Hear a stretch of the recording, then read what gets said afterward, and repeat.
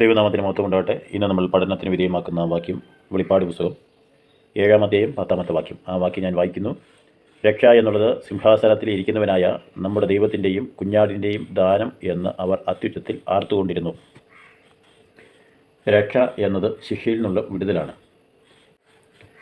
ഈ വിടുതൽ ഒരുക്കിയത് സിംഹാസനത്തിലിരിക്കുന്ന ദൈവത്തിൻ്റെയും കുഞ്ഞാടിൻ്റെയും ദാനം ആണ്.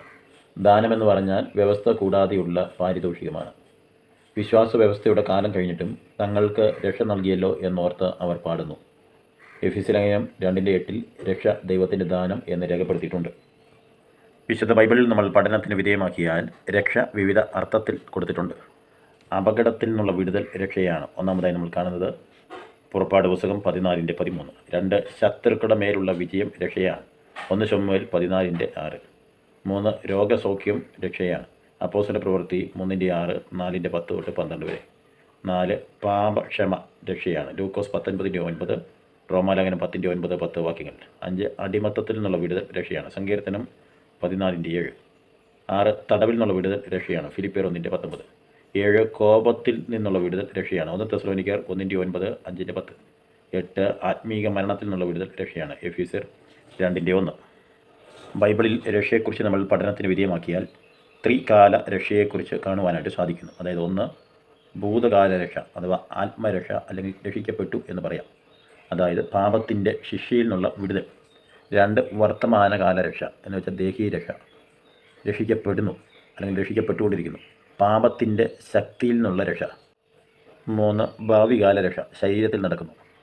ദേഹരക്ഷ അഥവാ രക്ഷിക്കപ്പെടും, പാപത്തിൻ്റെ സാന്നിധ്യത്തിൽ നിന്നുള്ള വിടുതൽ. ഈ ത്രികാല രക്ഷയെ നീതീകരണം, വിശുദ്ധീകരണം, തേജസ്വീകരണം എന്നിങ്ങനെ നിലയിൽ പഠിക്കാവുന്നതാണ്. ഈ ത്രികാല രക്ഷയിൽ ഒന്നാമത്തത് ഭൂതകാല രക്ഷയാണ്. 1 രക്ഷിക്കപ്പെട്ടു, 2 ഉയർത്തു അഥവാ ജീവൻ പ്രാപിച്ചു, 3 നീതീകരിക്കപ്പെട്ടു, 4 ശുദ്ധീകരിച്ചു, 5 വീണ്ടെടുക്കപ്പെട്ടു, 6 രൂപാന്തരപ്പെട്ടു, 7 ആത്മാവ് ലഭിച്ചു, 8 തേജസ്വീകരിക്കപ്പെട്ടു, 9 പുത്ര സ്വീകരണം പ്രാപിച്ചു, 10 സ്വർഗത്തിലിരുത്തപ്പെട്ടു. 2 വർത്തമാനകാല രക്ഷ അഥവാ ദേഹീയ രക്ഷ അല്ലെങ്കിൽ രക്ഷിക്കപ്പെട്ടുകൊണ്ടിരിക്കുന്നു.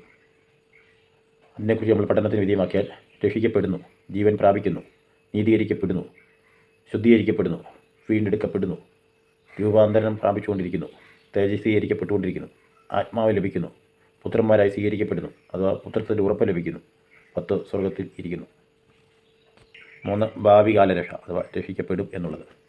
1 രക്ഷിക്കപ്പെടും, ജീവൻ പ്രാപിക്കും, 2 3 നീതീകരിക്കപ്പെടും, 4 ശുദ്ധീകരിക്കപ്പെടും, 5 വീണ്ടെടുക്കപ്പെടും, 6 രൂപാന്തരപ്പെടും, 7 തേജസ്വീകരിക്കപ്പെടും, 8 ആത്മാവിൽ ഉയർക്കപ്പെടും, 9 പുത്രത്വം ശരീരത്തിൽ പ്രാപിക്കും എന്നുള്ളതാണ്. ഇങ്ങനെ രക്ഷയെ വ്യത്യസ്ത രീതിയിൽ നമുക്ക് കാണുവാനായിട്ട് സാധിക്കുന്നു. നാളെ നമുക്ക് വെളിപ്പാട് പുസ്തകം 7:11 പഠനത്തിന് വിധേയമാക്കാം. Thank you so much.